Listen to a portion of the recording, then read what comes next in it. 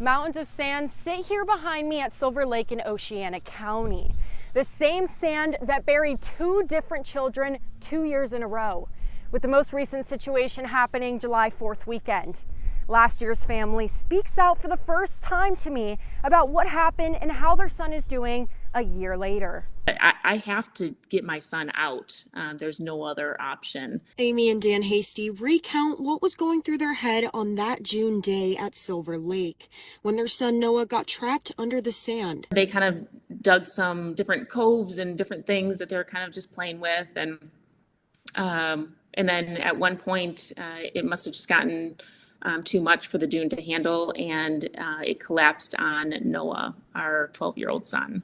Their nightmare began. Within seconds of just me digging, I was like, there's no way, because it just kept on falling down on him. Yeah, his body was lifeless, 14 minutes under the ground. In the ambulance on the way to the hospital, they heard a sound they remember to this day. You can hear different types of cries, and when I heard his cry, I knew it was him. I mean, I knew it was...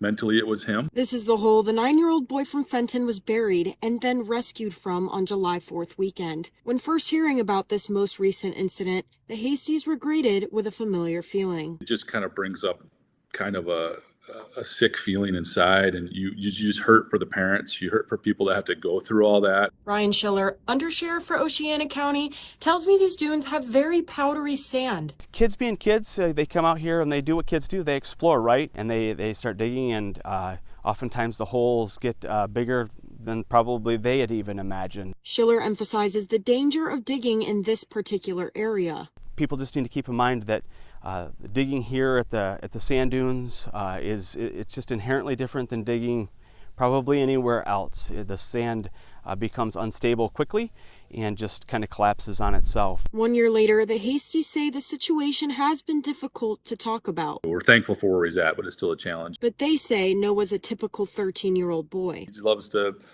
play sports, and he's a basketball player. Kind of before the accident, he still works on that. It's more of a challenge now a little bit, but loves fishing right now. He's got a fishing boat here that he's been working on. Coming to terms with what happened hasn't been easy for the Hasties, but they say they've done it. I've been there once since we've been there to the exact spot where he was at. I had to have my moment of just kind of making peace with it. Schiller says that Silver Lake is still a fantastic place to visit, and while these cases may be rare, it's important for people to keep an eye out and stay safe. In Oceana County, Cassandra Alonso, Fox 17 News.